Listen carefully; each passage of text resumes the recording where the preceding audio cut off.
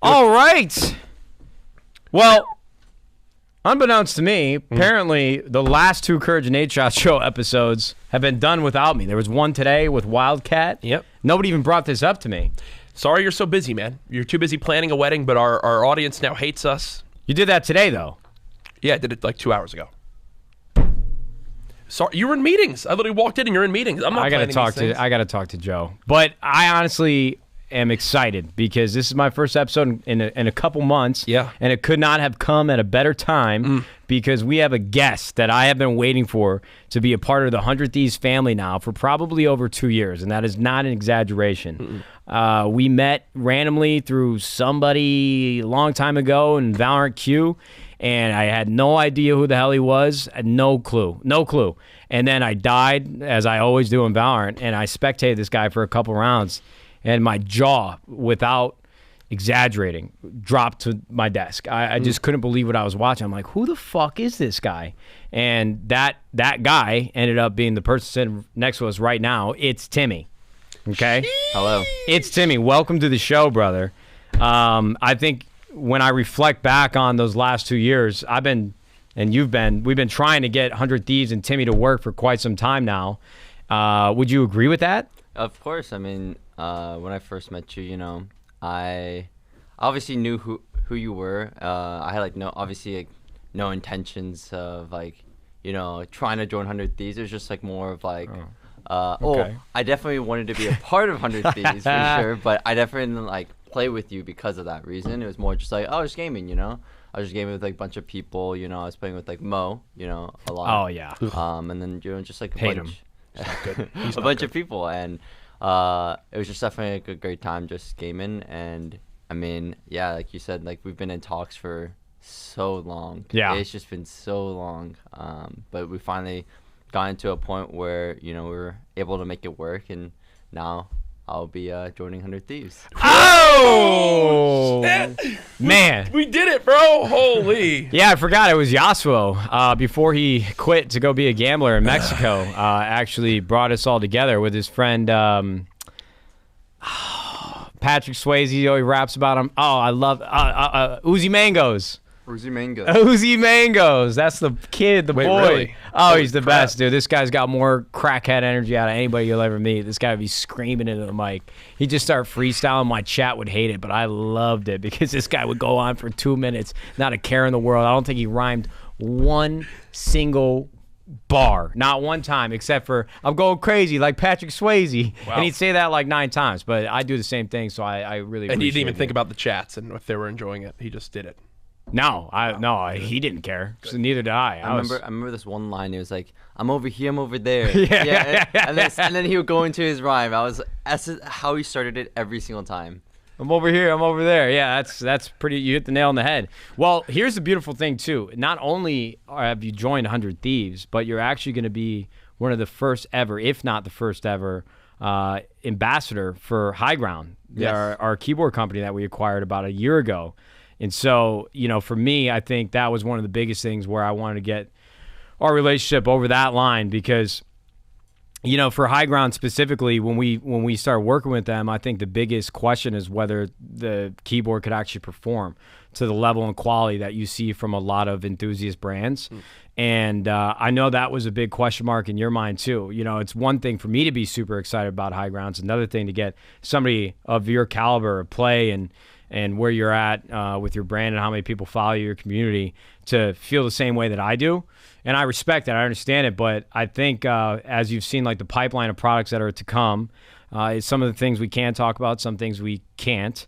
There's just a lot of things to be excited about, and so much so that it got Timmy excited enough to take the leap of faith with High Ground with us. So not only 100 Thieves, but High Ground as well.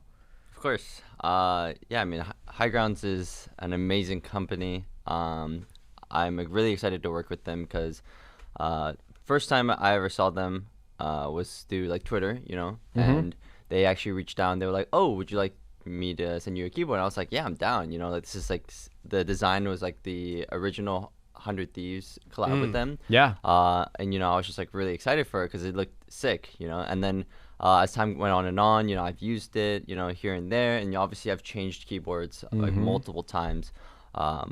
and just really trying to obviously like find the right one, you know, and typically I would say most of the time like keyboards usually feel the same way. There's like difference, obviously some are louder, some are quieter, they're smoother, and the thing about High Ground is that they've shown me a lot of their stuff, and like they can do any type of like style, which is like really incredible. Obviously that's custom made to like people like me. They will make me any type of keyboard, which is really cool because obviously we all have preferences, and like some people really like their keys The very clicky clackies. clicky. I'm not a big fan of that. I'm more of like I much rather have it like nice and like smooth, but it not be I guess like too.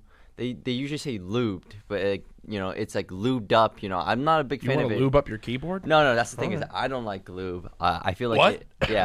I like it when it's Wow. very just like I click it and it happens. Yes. It doesn't take that like second to come back up, and that makes it quieter. A lot of people like that.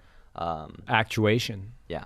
My girlfriend, she actually just got didn't. a new keyboard from her brother, which is like that. And I'm like, yeah, like it looks really nice. It's very like minimalistic, but for me, it's like not my style. And I think I've always wanted to work with a peripheral company to be able to create like my own unique design, because I have like a lot of aspirations. We're getting leaks here right now. Yeah. Well, we don't know if that's happening. Yeah, Well, we'll yeah, see, we don't know. you know. We don't know. Yeah, but What you're saying is if I buy the iiTzTimmy keyboard, will I finally really stay an Apex Predator? of course, the performance will be there, Wow. and then the styles and looks as well. So Yeah, see, look, I'm not an expert like Russ and Cal and Baron, the ones that have really been building High Ground underneath 100 Thieves for the last year. But if you saw the keyboard that we collaborated on back last October, compared to what you're going to see in the next couple months, I think you're going to be blown away. Because creatively, I don't think anybody in the industry, I mean, I saw some of the leaks that Final Mouse has come in. They addressed it, so I don't feel bad talking about it. It looks very innovative, and I have a ton of respect for Final Mouse, and I think they've been at the cutting edge of a lot of, obviously they've only done mice so far, but their mice are highly sought after. But I would say in comparison, I think people are going to be very surprised over the next couple months what High Ground is going to unveil. And it'll be a pretty far departure from what you saw for our first collaboration together. So I'm just excited that you have found some sort of brand affinity for High Ground. I know everybody's very particular about, what switches they're using, whether lubed or not. It also comes down to like the foam inside the keyboard. The first one didn't have any sound dampening. Now we got 2 layers of it. How it's mounted, all of this, like the actual keys and switches. There's some things in the hopper here that I think people are going to be excited about. But yeah, we just want to talk. We want to get it out of the way. 100 Thieves, Timmy, High Ground. It's all one beautiful family. Now we can really talk about the nitty gritty and why me and Timmy are both better than Jack at Apex Legends. We interrupt this program with a quick little shout out to our wonderful sponsor, Heineken 00. Presenting sponsor of the CouRage Nadeshot Show, Heineken 00 has none of the alcohol with all of the great, refreshing, crisp taste of a Heineken. It lets you even clutch up in your 2v5s. You could be sipping on one. I know you don't clutch many 2v5s, Matt, but when you're as gifted as I am, you do. That really hurt. And I don't know why you would ever say something like that. I've clutched 2v5s before. Yikes. Well, you know what? Either way, let's get back at a wonderful episode. Thank you so much to Heineken 00 for sponsoring this episode. I don't even want to film this anymore. Yes, you do. Stop. Don't say that. Seriously. I'm only doing it because Timmy's here. And I love Heineken 00. Well, I but wonder not what because we're you're talking here. about. If it were just me and you doing a solo episode of CouRage Nadeshot Show, I'd leave. Is this still in the ad read? Yeah. Let's get back into the show. Well, I said this while I was playing with Nicewood the other day on stream. I'm like, listen, me and Jack played video games in the past, and we both think that we're pretty good at it, and we both have a different perspective on how we should play the game. But when we played Apex together, I actually had a fucking blast, and I think people need to give you your flowers because keyboard, mouse, it's very hard to be elite at the mechanics of aiming constantly and always, tracking and hitting your shots, especially close range. That's honestly why I don't play keyboard mouse, because when you get in those gunfights where everybody's moving around and you got to hit those PK shots, you got to hit the wingman shots, the difference in 1 or 2 bullets that I can get with my controller in my hand is the difference maker. But your IGL and the ability to actually navigate the map and position for a win rather than just like hunting down KP 24/7, I think people don't give you enough credit. Thank you. You made winning games much easier than anything that I've experienced so far, and I've played with some pretty good players. Yeah, I mean, I think it's kind of knowing what you want to go in. I mean, Timmy, we were just literally talking about that out there, the pros and cons of this current rank system, which I think many people believe there's more cons than pros. But the biggest thing is, like, I would start the days and be like, what's our goal for today? Because if your goal is to get wins and, you know, there's the threshold bonuses for top 5, top 10, you know, I'll get us there. But it's not going to be the most exciting first half of the game. Whereas I know that you're ready to get mixy. And I like getting mixy. But I also am like, it's tough, and this is what I mean. You know, is like once you hit top 5, your points that you're at like doubles. Yeah. But for many people, they're just hunting as much KP as possible in the early game, and lobbies die so fast. I mean, we can get into it, but yeah, I mean, a lot of people actually don't like the ranking system. For me personally, I actually don't mind it because I come from a background of like playing like primarily public matches, and that was just like who I was. I only played pubs. I never really like dived into like competitive or like I would say like rank at the time. And eventually, you know, rank came out, competitive. I started going like competitive, and you know, I wanted that split. You know, like I didn't want rank matches to be kind of like, you know, scrims and competitive play, right? Like, yeah, it would be better because it helps, you know, like you grow as a player, but it's like, you know, it's for fun, you know, it's like ranked competitive, but it's like you play video games for fun. Yeah, you know, like we were streaming, you know, at the time. And what's the ninja quote?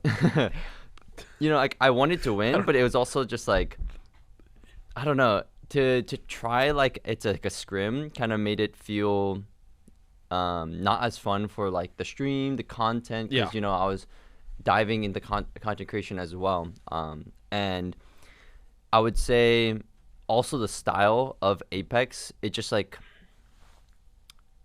it felt very boring, you know, like when people just go sit in zone off the rip, they're just AFK in a building, like nobody really, like for me, if I was a viewer, I wouldn't want to watch this guy land on the ground, he gets his loot, he goes to the game-winning spot, and he just AFKs for like 15 minutes, and then the action happens. Like that sounded very... Sounds like me. Sounds like very, you know, like...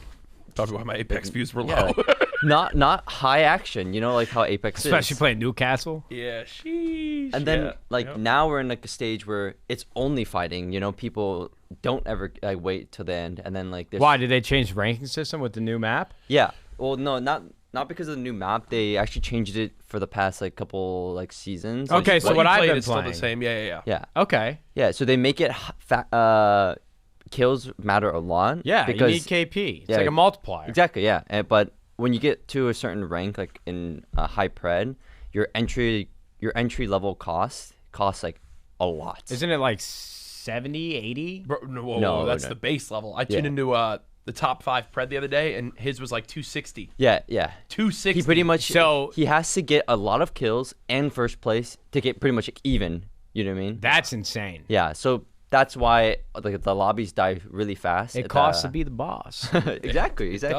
And like that's what I'm saying. Like you should not be able to just sit up at these ranks, in my opinion, just by playing the same like AFK way. Like you should have to like be able to adapt and stuff like that. So for me, I actually don't mind the ranking system. I think it's kind of how it should be, but I do want to say that the quality of the games are definitely a lot lower. Like when it gets to it doesn't ever get to end game sometimes because it's like four squads, third circle. You're exactly. Like, all right. Yeah, and then people just like, ape each other depending on like, oh, like the other team's over here, the other two teams over here. Yeah, I can go do this. Yeah, I can go fight, right? Rather than, you know, so.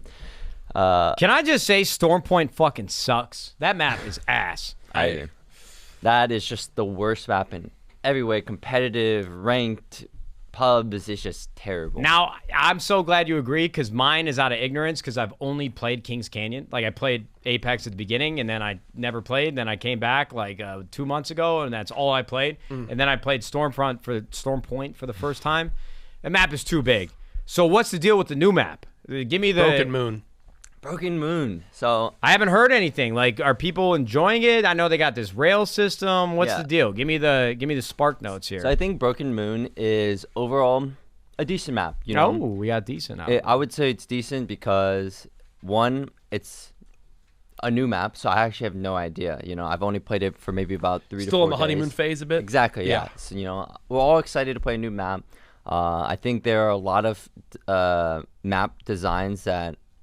I would say the buildings are different. You know, a good example is in the past, they like to copy paste the same buildings into other maps, you know, and that's kind of boring, you know, like it's the same building. I don't want to like be fighting the same thing. I want something new. So this map is like every single building is completely new, which is like, that's why it's, you know, fun because like I have to take the fights differently. I have to like figure it out, you know. It's not rinse and repeat. Exactly. It's all learning. Yeah, it's all learning. And like there was a time I was fighting a team and I was literally running up and down because I have no idea where the stairs are. I'm like, there's no stairs. Like this literally one building has no way to get up unless you go outside, walk up the stairs. There's nothing inside. So it's just like, this building sucks. But like, it sucks in a good way, you know? Yeah. That's my whole experience at Storm Point because I didn't know any buildings. Yeah. But so I think that the map design itself is pretty interesting. The buildings are not the worst, not the greatest. So if you right now could rank the 4 maps, starting from worst to best, what would you rank? I mean, I think World's Edge is always the #1 map. I mean, that's why it's in competitive. Yeah. And I believe that it should honestly get taken out of competitive because we've played it so much now that it's kind of boring to watch. I don't know if that's just me as a viewer or as someone who played it a lot. It's literally been in competitive the entire like competitive pool. Like Olympus has been out longer than Storm Point, but Storm Point got into competitive. I know obviously the reasons behind that.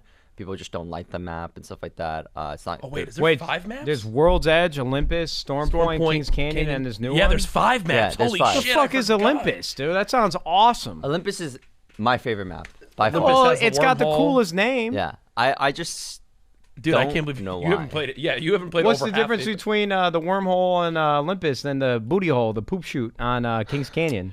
The wormhole?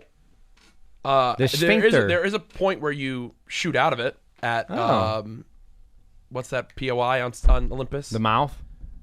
Wait, or no, what are we you jump in. You go in through The the butthole the where you mouth? shoot out on Kings Canyon. Kings Canyon, right by capacitor or whatever the hell it's called. Oh, I know what you're talking about. Everyone calls it the butthole because it looks like butthole. The teleporter that goes up. Yeah, it's labs. But now It's there's one of labs. those on Olympus too, Good call. There is? right? Is at the southernmost part in the big swirling mist location. What's that called? Come on! Don't make me seem like an there's idiot. There's no butthole on that map. Don't you shoot out of the wormhole when you go that way? At the southern part of the map. Oh my god. What's it called? Southern? I don't know what it's called. It's the giant grab ball with the straight Yeah. down. A Is it grab grab- ball? It's North? northeast of the map. Oh, northeast. Someone's gonna put a spell you're on me. pissing What are me we off talking right now. about right now? Wait, what Timmy, are you- how do you not know what this? are we talking I'm pissed about? at all of you guys. Wait, there's no butthole on that map. All right, well, Olympus. while they figure out their maps, I'm just gonna say this: the Peacekeeper might be one of the best guns ever introduced to an FPS. The PK is so satisfying when you chunk somebody. I just can't explain it. You know, like to me, the Peacekeeper's got to be like top 5 gun ever made in a shooter that I've ever used. I love it. You're much better than me with it because I hate it. Oh! I also say this: go into the range and shoot one of the bots down to like I don't know the first bar of health. Yeah. And then use the Sentinel and get a headshot. The headshot from Apex, they literally basically stole it in my mind from H1Z1. It's the same headshot noise. And that was a very satisfying headshot noise. Timmy, I don't know if we called Did this you on play camera. He H1Z1? gave me a reaction, by did. the way. I did. Wait, it is not south. This is It's north. I'm sorry. This is the Olympus map. And in this thing called the Rift all the way up here, That's there's not a butthole either. You fly out of it, Okay, but it's but it does the same thing as the butthole. Yes. Everyone has a butthole and they all look different. Okay. But they perform the same. Okay, And that's okay. the same butthole. okay. Sure. Yeah. Thank you. That one's. I mean, But you can fall off of all of Olympus. It's a floating, I it's don't a wanna floating play it. sky city. you can't fall off unless you go to the edge of the map. All right, Timmy, I'm going to test your gaming knowledge. What was the first map ever? The first game, sorry, not the map. You don't need to get into the nitty gritty. What was the first game ever to have a call out be poop shoot? A what? Poop shoot was the call out for it. The first game. Have you ever heard that? Yeah, the poop shoot. Never. Do you know? Poop shoot. Okay, you better know this. I'll put a gun to your head right GoldenEye. now. No. Super Mario Brothers. No. Animal Crossing. All right, what game have you ever heard poop shoot? You're going to say it. I'm going to be pissed off. Halo 3, man. Oh, yeah. Of course, the poop shoot. Yeah. You don't remember? What the hell were you playing in Halo 3? That's it was what I'm saying. one of the Who default called maps with all the green around. It was kind of small. You go through the tunnel, like the poop shoot. Yeah, I don't know. I don't remember the name of the map. Halo 3 was ass compared to Halo 2. Bro, what the hell? I never played like competitive at all. I was a casual player, but no one ever said that. I mean, I to be guarantee there's going to be people in the comments that know exactly what I'm talking about. To be poop fair, shoot. I didn't have callouts back then. Like I just like, he's over there, you know? Yeah. That He's call. over here. He's over there. Yeah, exactly. What was there a game that you realized like, whoa, I'm pretty fucking good at video games? Like, was there a moment? So I grew up starting with MapleStory. So obviously that's like not. No, you didn't. Yeah. No, you didn't. That's Dude, actually. I'm going to Vegas next weekend to watch my buddy Connor play baseball. I sponsored his trip down for his team. Thanks for And the invite. there's a MapleStory convention. Oh shit. And I haven't played Maple in so long. What class? Sorry to cut you off. What class did you play? Let me see. Who did I? I was the healer. I was the healing bitch for my brothers. Cleric? Yeah, the Priest? It went into the We priest? never got that far. Oh, We- you didn't get the Genesis. Yeah. Remember the Genesis wiped the whole map? Yeah, I was literally just healer at Wow, that time. okay. So I was like level like probably 40, and I was standing there. I was just spam healing. Yep. You know, while they're fighting the mush mom, and Watch mom. yeah, and that's literally it. I spent $1,000 on MapleStory in high school. Is where I spent all my money, and Matt has the map, so we'll look at it. But I was a 157 Night Lord, which through the stars. You had $1,000 in high school? Rich boy? Bro, I mowed 4 lawns. I was a assistant camp director. I worked at my uncle's landscaping How shop. much you getting paid? It was called Isolation. You I remember this? Isolation. Oh yeah, the poop shoot. Poop shoot. There was the poop shoot. You're right. I'm wrong. But see, Nah, it's the more you Isolation. know. Everybody I don't know what poops. this is. It's all right, bro. We know you're young. Yeah, you're 21. Yeah, you're young, 22. Sorry, that sucks. Man, I'll tell you Sucks what. for you. But yeah, sorry. Going back to God damn it. the MapleStory? what game that I realized I was Good actually at. good at. So after MapleStory, I got quickly introduced to Soldier Front. I don't know if you ever heard that. Soldier Front 2. So it's pretty much search and destroy.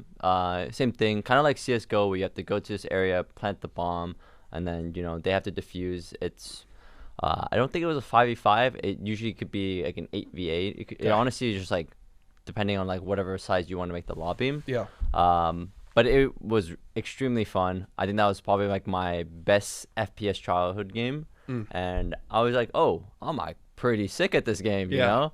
And that kind of skill level, I felt like, transferred when I first started playing CSGO.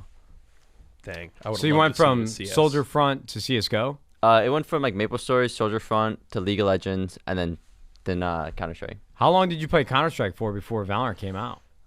Not long. I would say I started in middle school, like 8th grade, going into like high school. Okay, that's not what I was expecting to hear, but Yeah, and then I would say it probably lasted maybe like a couple months. what year did you graduate high school? 2018. Oh my god. Okay. All right, that's gonna be the end of the show. No, that's. I mean, it's. I think it's pretty unbelievable. For me, again, not gassing it. I think you might be one of the most talented FPS players that I've seen. It's tough to put you on a scale just because we've never seen you play in an entire season, full-fledged competition, going to LANs and competing. But I think as somebody who, I don't know, you sort of remind me of like Chevy Chase in Caddyshack. You're like the rec league pro. You're like, everybody looks at this guy and knows that he should be playing professionally, but he's not, and we hate him for it. It's like my buddy Rich in golf. Like, we wish in college you would have decided to take this serious because I probably would be caddying for you on tour right now, but now you're just fucking here with me.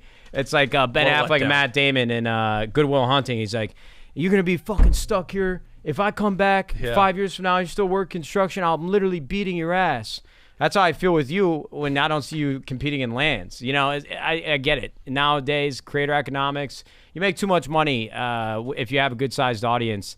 Compared to the opportunity cost of competing, you're spending all your time offline. It's hard hours. You're scrimming. You hate your life for a lot of it, actually, saying you never know if it's going to be worth it or not. So I get it, but I still would, you know, when it's all said and done, let me tell you this. You need to have a number in your head when you hit it, where you can just say, all right, I got to that number. Now I'm going to spend the next year competing in whatever game that you love that year and just get after it, because with the time you come back, your audience is going to be even bigger than it was before. That's what I was trying to tell Tarek when I was trying to get him. I'm like, yo, look, man, I know you're on top right now, but I'm telling you, after a certain point, money's only going to mean so much to you. Like, play Valorant right now. Try it out for 3 months. Go boot camp with the team. Play one event. And when you get back, people are going to watch you more than they ever have before. It's like getting suspended on Twitch. You know, Tfue, Dr. Disrespect, they all came back bigger. Just go sacrifice 3 months. I know you did it a long time for Counter-Strike, and give it a shot. But neither here or there, I guess. I don't know. Oh, yeah, I mean, for sure that's been in my mind a lot. I mean, you've told me. I mean, plenty of people have told me, like, oh, when are you competing? And, you know, I've definitely thought about it for sure. Coming from obviously from Apex competitive, I was just like, the reason why I quit was definitely more of like a mental battle for sure. It was like not necessarily the scrim time or all that stuff, because it was nice because in Apex scrims you could actually stream it. You know, you could stream everything. So no matter what I was doing, I was always live. I was always streaming, and I was able to like grow my audience while being able to compete, which is amazing. You know, like in Valorant, you can't do that. You can't stream your scrims. You can't really even stream the tournaments. You know, you're always just having to be offline, and while you're spending most of your time practicing, it is hindering your streaming career. 100%. So that was definitely like the biggest thing for like, I guess, me right now of like, do I want to go into competitive like in another game? And I feel like Valorant is like the one that you said, you know, it would make most sense. Wait, so you're going pro in Valorant? Holy crap. Wait. Whoa. Wow. Dude, this is like in Good Will Hunting when Ben Affleck tells Matt Damon that if he sees him in 5 years, he's going to kill him with a knife. You know what? Wow, Jack, you know what that would make? A great title. Great and thumbnail. Why Timmy hates Apex Legends? No, definitely don't want to put that one. Damn. No, we are. No. We got to make sure Heineken keeps coming back. No, we got to make sure we can afford your Timmy fucking Going contract. Pro? Question mark? You know, that one also works. Yeah, I don't like question marks at the end of titles. Yeah, okay. Yeah, we left that in like 2014. Okay. They stopped working. I do have to give you props, though, because you're one of the few streamers who has always done a great job, in my opinion, of focusing on YouTube as a creator. Yeah. You're uploading to 2 channels. Videos are popping. I just saw your Catalyst video. Yes. The most recent Legend. Yes. Briefly, so we can make a good short out of this. What are your thoughts on Catalyst? Catalyst, I think she's really good. She's amazing. No, all right, that sounds sarcastic. Yeah, sorry. But I actually think she's genuinely really good. Her pass is really broken. I think there's a lot of outplay potential behind it, being able to fortify a door and instantly be able to pop a battery or any type of health meds, because they cannot break it. If they throw a grenade, by the time that grenade is being pulled out, thrown, blowing up, breaking the door, you pop whatever heal you need. Unless it's like Phoenix. Yeah. A Phoenix kid. And I think that right there gives a lot of outplay potential in a 1v1s, even 1v2s. 1v3s is a little bit harder, but still that applies. You know, like you fortify the door, you just have extended duration to do whatever you're thinking of. You need to pop a cell, you need to pop a battery, you want to like shoot them, you know, open the door, shoot them. They can't open the door on you. That's the biggest thing I feel like about her kit is really good, is her passive. Everything else, that's actually on the weaker end for sure. Her Q, her spikes, pretty useless. I'm not gonna lie. What does she look like? Is she baddie like Loba? Let me see. Catalyst, like Loba, Apex. maybe not like Loba. She's more like a Horizon, you know.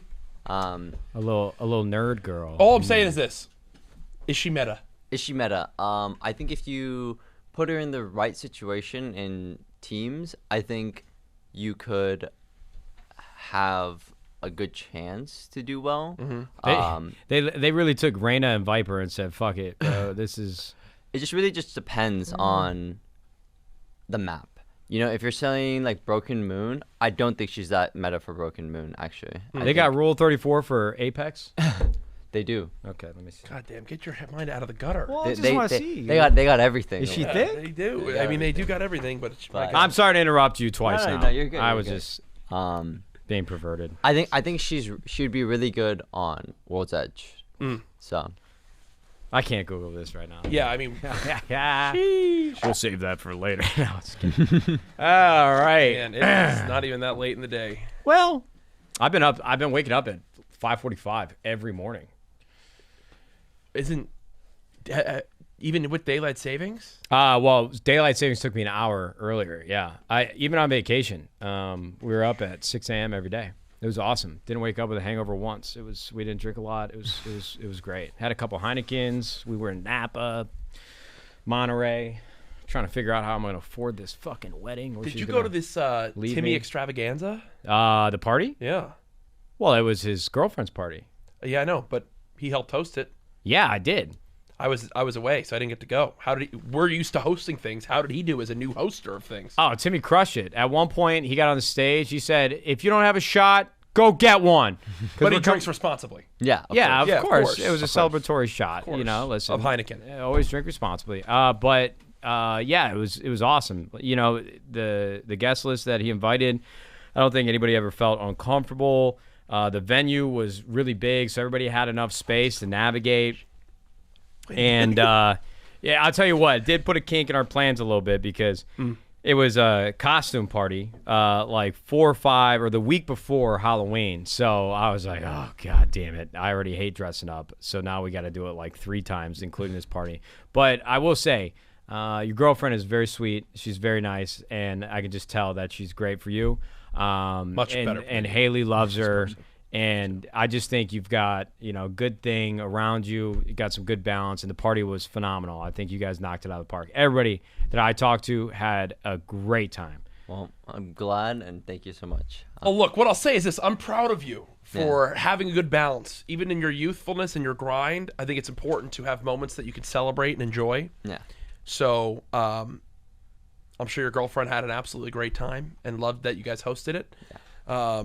So I just want to say I'm proud of you for taking those moments and enjoying life. Because Thank you. what do we work so damn hard for? That's what we try to get enjoy? Symphony to do, but it still doesn't do it. Hey, at least he's coming back. I thought I wasn't going to see him till like the new year. Oh, yeah, he hit me and Rich up to golf, and He's I'm been like, grinding. I couldn't believe it because new Call of Duty came out. Have you played new Call of Duty at all yet? I have. I played maybe about 3 days worth. Okay. Well, Um, I think we should all share our opinions, high level. We'll go you first, then me, then Jack, because I think it's been a polarizing game. I just feel like everybody has either a good or bad opinion. There's no in the middle. So I'm curious what you think. I think my complaints are kind of the same about everyone else. I mean, for me, people always say about like the SBMM, and they always complain about like, oh, you spawn in, you get like 1 kill, 2 kills, you die, and then it's just rinse and repeat over and over and over. I don't know if it's just the side of me that is curious to obviously always get better and improve. Is that something, it's the game's fault, or is that just my fault? So I'm not really sure on that note, because I'm always like, I've had best SBMM in a lot of games, and I deal with it, and I kind of just like don't really care too much about it.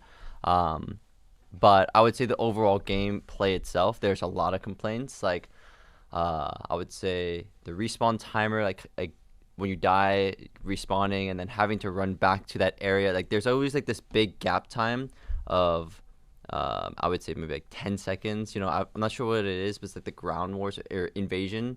It just takes me literally 30 seconds to get from spawn to back to the action. And if I insta die, then I'm like, bruh, I'm like, that is literally the worst thing. Because I'm spending most of my time running than actually shooting. Yeah, then don't go play hardpoint. Play domination. Yeah, but then stuff like that, I hate those modes too. I actually don't like those modes like ever.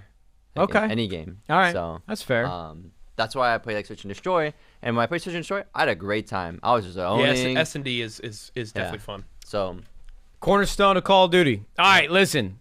I got a bone to pick, and I've said this to people in my chat. You know, in the first week, everybody's deciding whether they're going to buy it or not. I'm like, half the people in my chat say, this game fucking sucks. I'm like, listen, it's Call of Duty. It's Call of Duty. I don't know if it's just because I've been around for too long or if I just get frustrated more easily, but for people that are like, I'm not going to buy this game, it looks like shit, and I really wanted to play Call of Duty this year, I'm like, yo, you are out of your mind. We've got the same problems every single year. We're all on the same cycle. We complain about the same things 3 months before the game comes out. Yep. We know it's not going to be finished. There's going to be maps you like. There's going to be maps you don't like. But at the end of the day, it's Call of Duty. And with Infinity Ward specifically, I would argue, and I think a lot of people would probably agree, in terms of gunplay, Infinity Ward always nails it. Every single gun is very much fun to use. Bar none, all of the gunplay is phenomenal. There's actually, I was worried because a lot of people were complaining about the maps. There's like 4 or 5 maps that I genuinely love to play. And one of them that has, I don't know how to describe it. To me, it's going to be a new cornerstone of Call of Duty. I played that map like 7 or 8 times in like 3 days. Is it Farm 18? It could be. It's the map that basically has the middle building, which has like a green underground with a small door. Man, I don't even, because all the maps have like 3-word names. I don't remember. I know 3 maps. Green underground. It's got like a brown staple, and then there's a well that you can head glitch. There's like 2 second stories that are very close to each other that stare into each other. El Asilo, with the big middle building that you can fight around, and then there's like the outskirts. The one side of the outskirts is like a soccer field, and the other side is like there's like a big antenna tower you can go up to. No soccer field. No soccer field. I don't know. It's got like that wooden stage where one of the hard points is. Oh, I know what you're talking about. And it's got the big Bagdra Fortress. Yes, the fortress map. That to me, that's like a new shipment to me. That map, maybe it's not every game mode, but when you play that map hardpoint, you're in action 24/7. You could throw up 60, 70 kills, and you're just flowing with the map. So listen, you know, from a foundational Call of Duty engine, I think they nailed it. MW2 is a ton of fun. I know people have complaints about the movement. I jacked up to 120 FOV. I put an auto tac sprint on. It doesn't feel any different to me. I'm glad that nobody can slide cancel and all that bullshit because it feels more like a classic Call of Duty. But the last thing I'll say, because I don't want to take everything that you might have to say as well, is what you said, the skill-based matchmaking. For the first couple years when SBMM got introduced, it was very frustrating. And again, I've only played like 3 days so far. I'm going to jump on later today maybe. The skill-based matchmaking doesn't seem to be as aggressive as it once was. You know, I can go in there and go double positive just fine. You know, I know everybody wants to be able to go, oh, let me go 82-0, sweat banning like old days with Scump on Black Ops 2. But if I die like 4 or 5 times in a row, I'm like, okay, I got to take a route. I got to hit this from a different angle, and I'll string some kills along. Like it doesn't feel like too much of a challenge. The skill-based matchmaking doesn't feel like it's cranked up so high that I hate myself. It feels competitive, and it's fun. I really enjoy the game, and I'm hoping it stays that way. I don't know what it's going to feel like for competitive, but the guns to me, that's what I always think back. Like when I think back on MW3, that was my favorite pub game. It's because you had the ACR, the PP90, the FAMAS, that was MW2. Maybe they had one MW3. It was really, you just used the ACR, or I think they had a SCAR as well. But the guns always felt good. Every fucking gun in this game is fun. Every gun is fun. Yeah, I don't mean to cut you off, but I think like for me, that's actually the biggest thing is like the guns. I haven't unlocked everything. I haven't have all attachments, so I actually don't know if it's like different. But I hate how I cannot ADS faster and also not have like my gun go nuclear, you know, like I want it to be like, I want to be able to go around a corner, or if I see somebody like we are both sprinting, I can just whip my gun up and shoot him quickly, you know, and it's just like, oh, who hits the better shots, who gets the, you know, better headshots and stuff like that. I feel like that would be more fun than my gun like dragging, and then like, oh, you know, like I'm like praying that the hip fire, like as I'm like, you know, shooting at the same time as it's pulling, that it RNG hits him, yeah, and then also I hit him for the last couple of shots. Have you used the Deagle yet? in the game? No. Oh man, it's what you want from a deagle. I've been using the it's not the SPR, but it's the one after that. SAB maybe. Yeah, or something? SAB. Yeah. That one. That gun's just too good. Dude, the Desert Eagle secondary, you'll like run out of ammo in a clip, and you can get from a mid range, you can get a 1-bullet headshot. So it's just fun to swap to, and a guy's pushing you, you're one shot, and bang, you hit that. It's like that's so fun to me. I haven't even tried this. I want you to let it rip because I got some other thoughts I want to share, but I want you to. Yeah, no, I mean, Send it you away. obviously you hit the nail on the head on a lot. I've shared a lot of my thoughts on Twitter and things along those lines. I think from my end, the core is all there that I want from Call of Duty. I've streamed 90 hours in the last 8 days of the game. I'm loving it. I've been max levels since day 2. I've got gold guns going. I've leveled up almost every gun in the game. I completely agree with the guns feeling a lot of fun.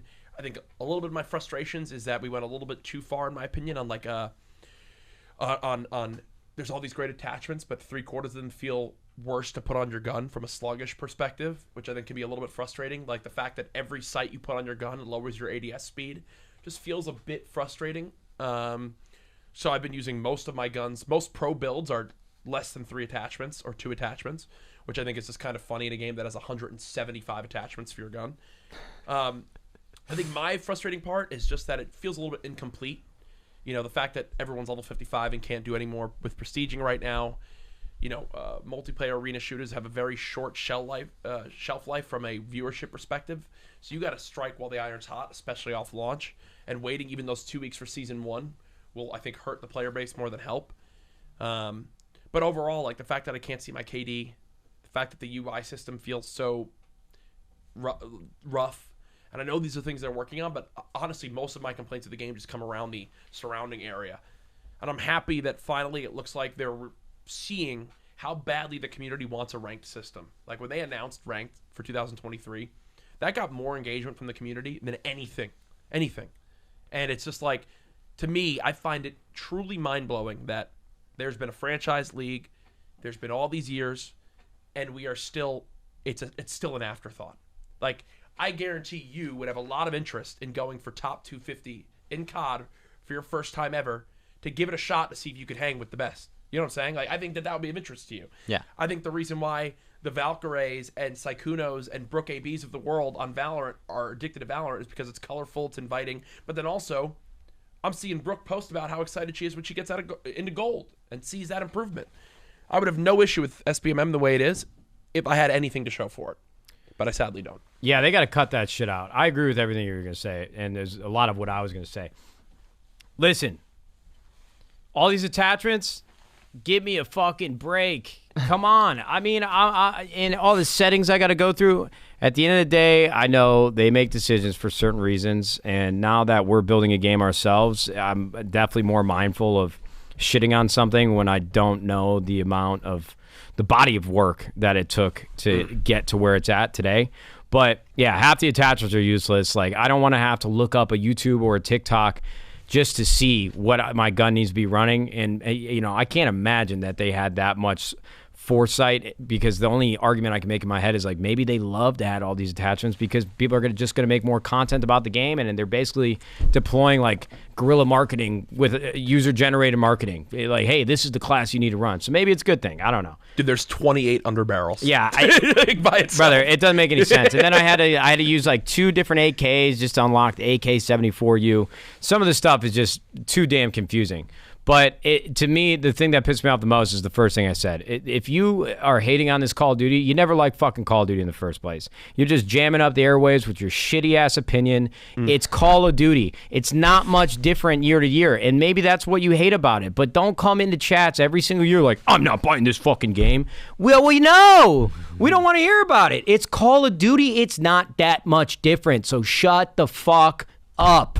And it made $800 million in 3 days, so obviously it's over $1 billion now. Didn't MW2 do much. core gameplay, a lot of fun. I do hate some of the aspects of making the game more entry level friendly, making the game easier, but I don't know, man. If you look back at even some of the most beloved maps, like Crash had a bunch of areas on the map that were absolutely useless.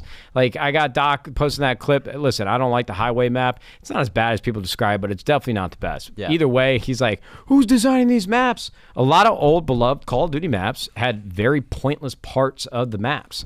I do think 3-lane is best for competitive, but I don't think that every map needs to come down to a science and be absolutely perfect.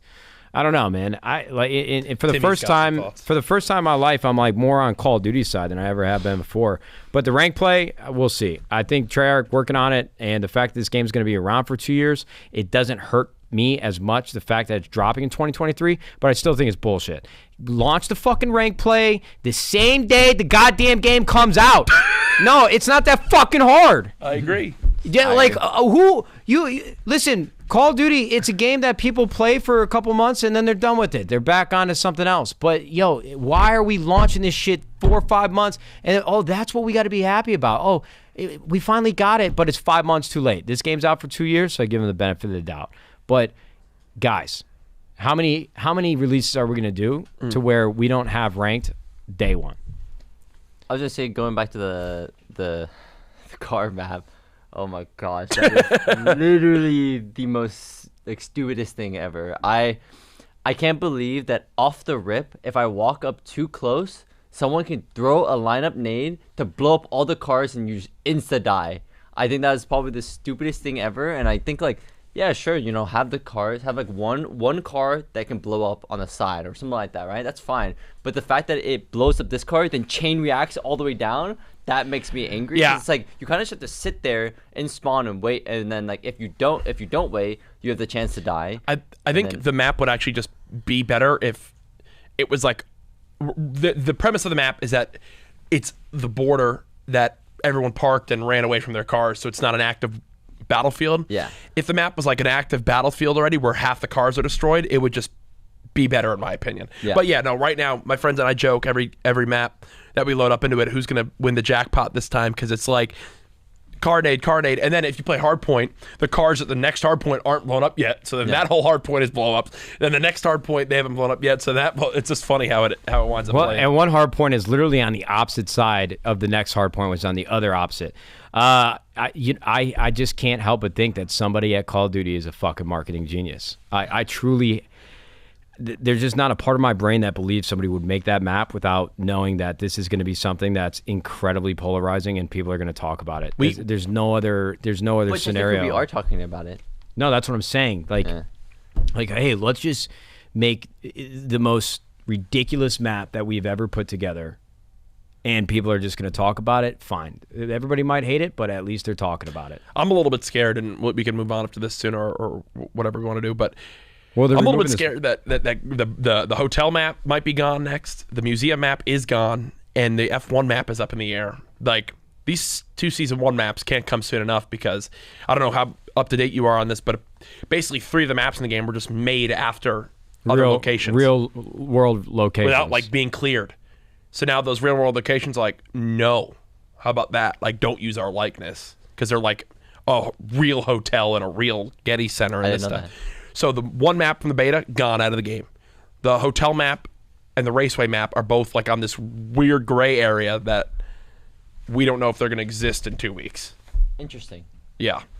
I wonder if Call of Duty thought, like, you know what, they'll probably be flattered. This is cool. Like, they're going to love this. Or what was going through their heads. I mean, there's got to be more to the story. I don't think it's as simple as what meets the eye, but I just have a hard time believing that Infinity Ward, along with the tens of millions of dollars Activision spends on their in-house counsel and every lawyer that they work with, that this didn't come across. Swept under the radar. Yeah, it went under the radar. There's just, like, to me, that just sounds impossible for something like that to happen. 15 years ago, Call of Duty 4 came out, and Call of Duty came out before that.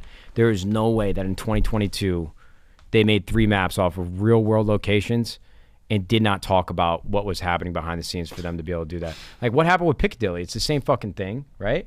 I guess the public, like the government or the street. UK, it's a public place. Maybe they can't be upset about it, but yeah, they're saying that that museum map, or that was the Getty actually. What's the other map? The hotel.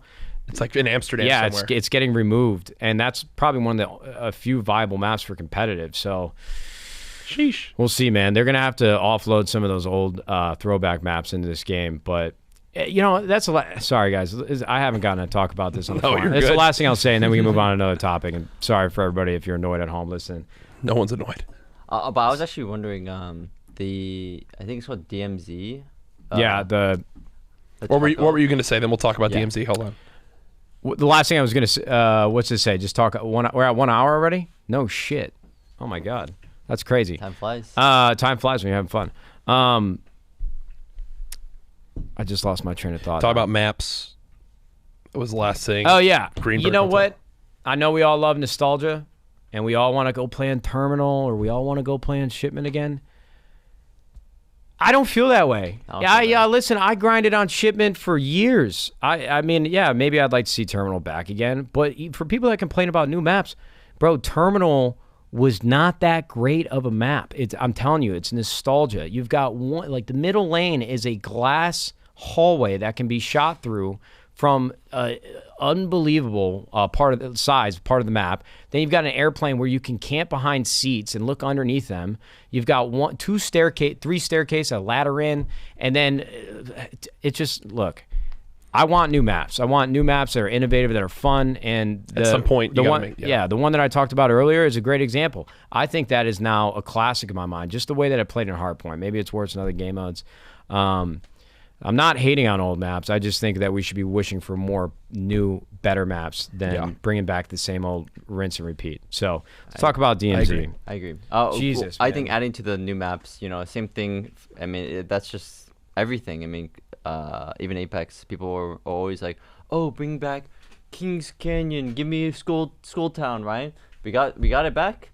It was terrible. You know? It was actually so bad. Like, because the difference between like playing the old maps, it's just like, it was good at the time. It's just not good in the meta right now. Like, we have different characters, different items, different everything. They're like, oh, buff the loot pool, right? Because there's not enough loot there. They buff up the loot pool, still bad. It's just like, we miss it because it's like nostalgia, like you said. But overall, the map was just not fit for how we play, how it evolved. Yeah, how we evolved as players and just in general. So I agree. I mean, Apex does the same thing. They recycled the maps, and like that's great and all, but they change 1 or 2 POIs. Everything else is the same, and it's just like, this is just miserable. I don't want to be stuck on this map for a whole like season or whole split and forced to play this because it's you change 1 or 2 things. I think you should just either give us a completely new map and throw the other ones away, or you actually just like do like something like Fortnite did. You have the black hole, you blow everything up, and it's completely different,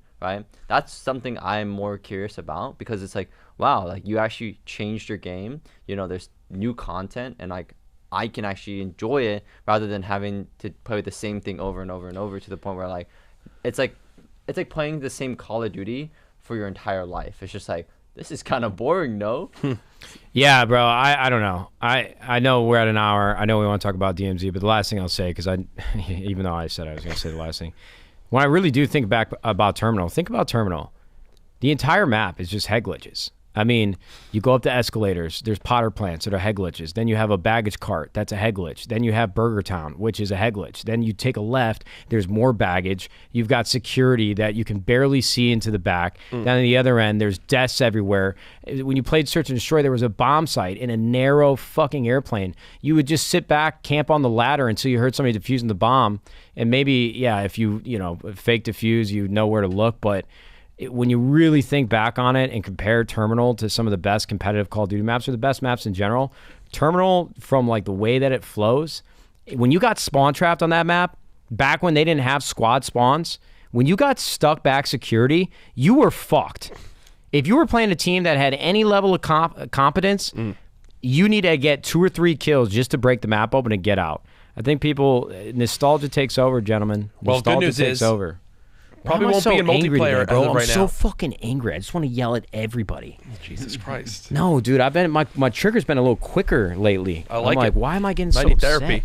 I don't think it's therapy. I think I'm just getting old and fed up with everybody. Well, Terminal's going to be in Warzone 2, from what it looks like, as well as High Rise, which has been confirmed, as well as Dome, as well as Quarry. Those are all going to be POIs or parts of POIs in Warzone 2. What I'll say is this: you mentioned DMZ, Timmy. 2 days from now of when we're filming this, 32, I believe it is, content creators, me included, will be at Infinity Ward playing DMZ for the first time, and Warzone 2 with the new updates. So I'm very interested to see how it plays. 21 wrist flex for me. That sounded like a flex. I really wanted to try it because I play a lot of Tarkov. Yep. And I played The Cycle. I don't know if you ever heard of that game. Dude, I played The Cycle. It was Yeah. really fun. Those games, in my opinion, I'm not a big fan of like WoW or anything like that. MMOs are, I know that's like not correlated, but I'm just like not really a big fan of those. I think they're very boring. I fall asleep usually when I play because it's no like, for me, I don't know if it's just FPS, but like I still play League, and you know, League is like really fun. You like the competitive side. Yeah, the competitive side, right? And like to get better and to get these loot, you know, like it's really enjoyable. And it's like Tarkov and like The Cycle, it kind of feels like an FPS MMO. You know, not necessarily the same, but you're doing these quests. You know, you're questing, you're unlocking things. High risk, high reward. Exactly. Yeah, you're Gets the heart rate going. you're constantly like It's like gambling. evolving. Yeah, and I just think like that is going to be something interesting. I'm just very curious how they're going to make it, and not only that, how they're going to prevent cheaters, because cheaters has been the biggest thing For those games. And Yeah. yeah, exactly. Like you cheat because of two things. You are A pussy. you are not good enough, literally, and you are just like Nah, if you cheat in video games, you're a fucking pussy. You're a dork. yeah, like you cheat because you're not good enough, and you just want to like I just get- cheat the system, right? Or you're doing it for another reason, which is usually you're selling like anything, and you're selling the items, you're selling the money, Yeah. and you're just trying to get like stuff out of it, and you do get a lot of money, like you know, like in Tarkov, you sell like X amount of like money, rubles, and then you just get real life money, and like Yeah. I understand why like they do that. It's fucked up. And you know, like some people actually like they don't give a fuck about like the cheating aspect of it. They just like, oh, I'm just trying to make money, and like Yeah. I can understand that. But you know, I'm really curious how they can stop that, especially when you know games like Call of Duty have you know probably one of the worst anti-cheats as well. So I guess we'll see. But they do have the best name for an anti-cheat. Ricochet. Ricochet. Oh, that shit is cold. That Whoever shit- came up with that, bro. That just shit is know. cold. And you know what else is cold? My Heineken 00. Thank you so much to Heineken 00 for sponsoring this episode of the CouRage Nadeshot Show. The don't wanna- wonderful, crisp taste without any of the alcohol and only 69 calories. What an episode. I don't want to end the episode. I Like know. I kind of Oh. now I want to have the debate about 3-lane maps, because now that I think back on it, Why don't we just film a whole episode of the CouRage Nadeshot Show just going in really deep about this, because people would watch that. this is the second part of the Ladies and gentlemen, welcome to the CouRage Nadeshot Show, talking about 3-lane maps in Call of Duty. like hold on, don't cut the tape yet. One We don't sec. have to cut the tape. I know MW2 maps. I just want to say something real quick. MW2 maps. Did you play MW2, Timmy, the original at all, or no? No, I'm not even talking. I'm talking about the new one. Oh, the new one. Okay. Yeah, this map. El Bagra Fortress is what you're talking about, I think. I put MW3. That's when I kind of Okay. I was like, what at war?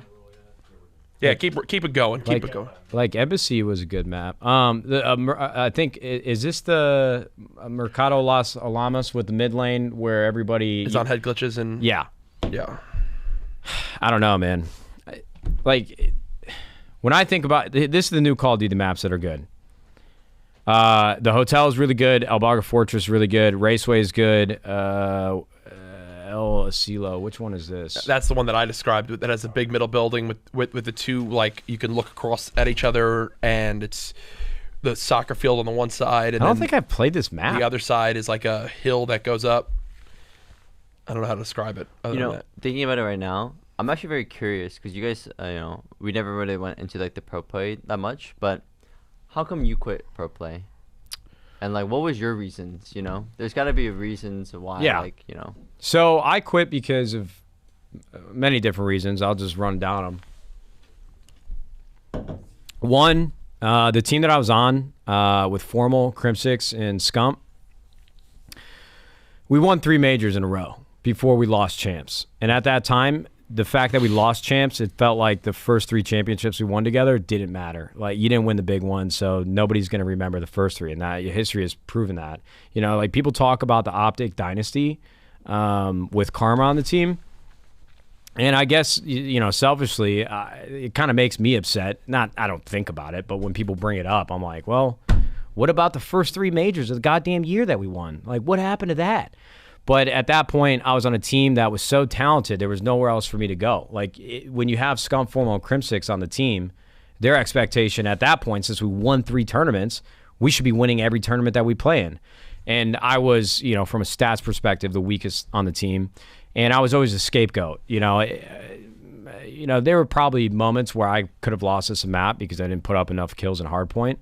But the problem was everybody in the community blamed me. And so when you have all the attention and you are the most popular team, there's good and bad that come with that. And I was just so tired of people. No, if we lost the map, it was just Nadeshot, Nadeshot, Nadeshot. Yeah, I grew pretty thick skin over time. I had to deal with a lot through my competitive career, but that one was just kind of like the last straw. There was nowhere for me to go. Like I couldn't stay on that team. They weren't pushing me out. I'm sure Crimsix wanted to, but I left on my own terms, and I left myself. The other part of it was too is that we weren't making any money back in the day. Like we didn't have salaries on OpTic. There were a couple sponsorships that Hector brought to us. It's kind of hard for me to remember, but we did not have a salary. And the only money I was making was from YouTube and Twitch. And I'm a couple years removed from dropping out of community college. I'm like, okay, well, I've got all these people that love to watch me play. I got a new Call of Duty comes out every single year. Let me go try to make a living so that I don't ever have to worry about getting a job when my competitive career is all said and done. So that was the second reason. And the third reason was I was just tired of the schedule. I just felt like I couldn't do anything other than compete. And, sometimes I miss that. Hindsight's 2020. Now that I'm where I'm at today, I would have loved to stay in the game for like a couple more years. Like I think if I would have got to play Black Ops 3, I would have been pretty good at that game. And then even, I'm glad that I missed Infinite Warfare. But yeah, there was just a lot of pressure to be in the position I was in, and I couldn't mentally handle it anymore because even too, the dynamic of the team was tough because we used to stream our scrims as well. And Crim6 is the most he's won the most tournaments out of any Call of Duty player, but he's very hard-headed, and so am I. So anytime that we'd have a disagreement on how to play the game, everybody would be telling me to shut the fuck up. It's Crim6 talking. You don't know what you're talking about. That's funny. I just felt like I was in a position where I couldn't speak my mind because everybody would just call me a fucking idiot where, hey guys, guess what? If I wasn't good enough to like be considered one of the best players mechanically, I won a tournament every single year that I competed, a major tournament every single year. And yeah, you can argue I had Scump with me. I had some of the best players. I had Merc, I had Big Timer, I had all these guys. But at the end of the day, like, at what point are we going to consider that, hey, I'm not dropping 40 fucking kills a map? Is there ever been a roster where everybody's got 40 fucking kills besides like Advanced Warfare? You had people slugging it out. People had a ton of kills. But not every... If I got fucking Scump and Formal dropping 40s, how many kills on the map do you think there are for me? So listen, I know I wasn't, as the last thing I'll say, I know I wasn't the best mechanical player, but I couldn't even have my own identity on the team because even if I had an opinion, it's like, hey, shut the fuck up, let Crim6 talk. So that's funny you say that, and I've definitely like experienced that like myself. So I wanted to ask like another question. It was like, when you feel like you are right, because like you said, like you give an opinion and they're like, oh, like shut up, right? Like this person's obviously, this is this guy, he's definitely like better, smarter, whatever, right? They want to say, right?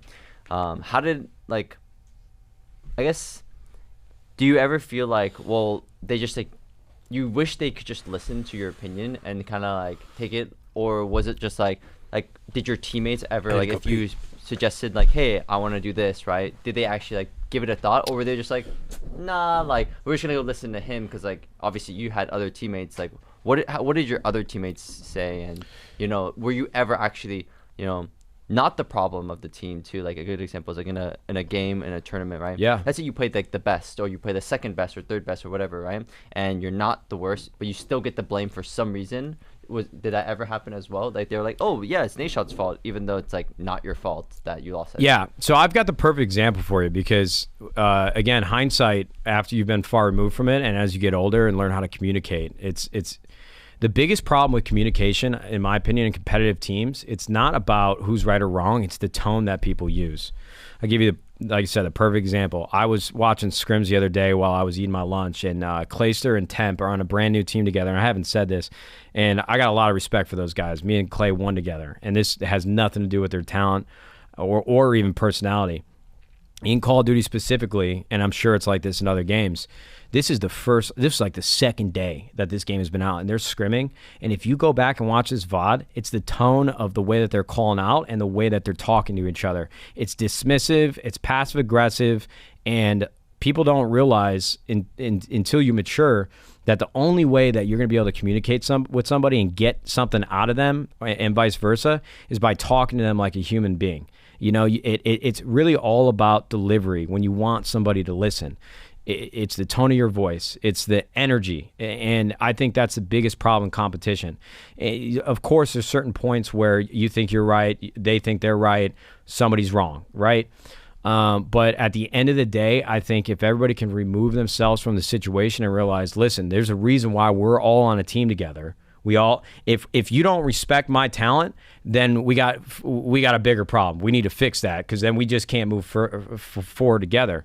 But at the end of the day, if you do respect each other's talent and you do believe your team can win, you need to do everything in your power to make sure that you don't let, oh, I haven't eaten, so I've got I get hangry. And I used to have the same problem. I'd just call out and I'd make shitty comments and my tone would be off because everybody's frustrated, everybody's competitive, everybody wants to win.